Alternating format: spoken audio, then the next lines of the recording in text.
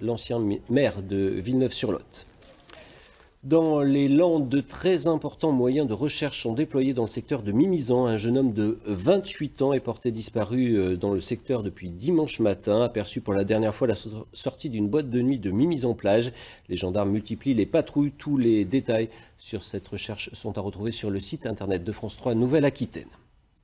Les Landes, où l'association Droit au logement organisait aujourd'hui une mobilisation pour dénoncer les conditions d'hébergement dans un immeuble du centre-ville de Dax. Les vitres sont remplacées par des cartons, l'électricité n'est plus aux normes, les moisissures gagnent les murs, mais les propriétaires ne font rien. Patrick Panier, Philippe Turpot.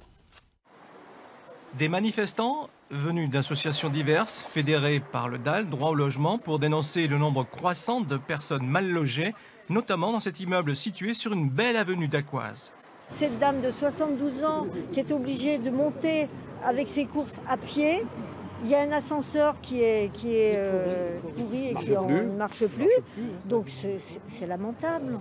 L'appartement de cette dame âgée, le voici. Les courants d'air de la cage d'escalier ont fait voler en éclats les vitres, remplacées par du carton. L'électricité n'est plus aux normes. Moisissure, dégradation, la locataire ne veut plus payer son loyer à son propriétaire et aimerait bien quitter ces lieux maudits. Si je payais, je ne mangeais pas. Et il faut qu'on mange, parce qu'on ne peut pas vivre sans manger, et ben je n'ai pas les moyens de payer, parce que je touche que 800 € par mois. Même désespérance pour son voisin de palier qui, même en travaillant régulièrement, ne parvient pas à s'en sortir.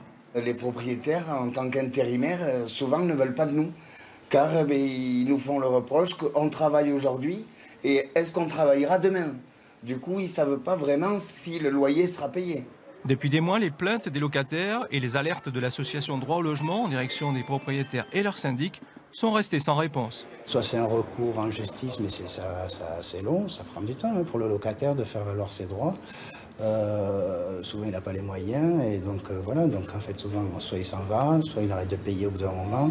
Avec ce mois d'avril et après la trêve hivernale, bon nombre des locataires de cet immeuble redoutent désormais une expulsion pure et simple.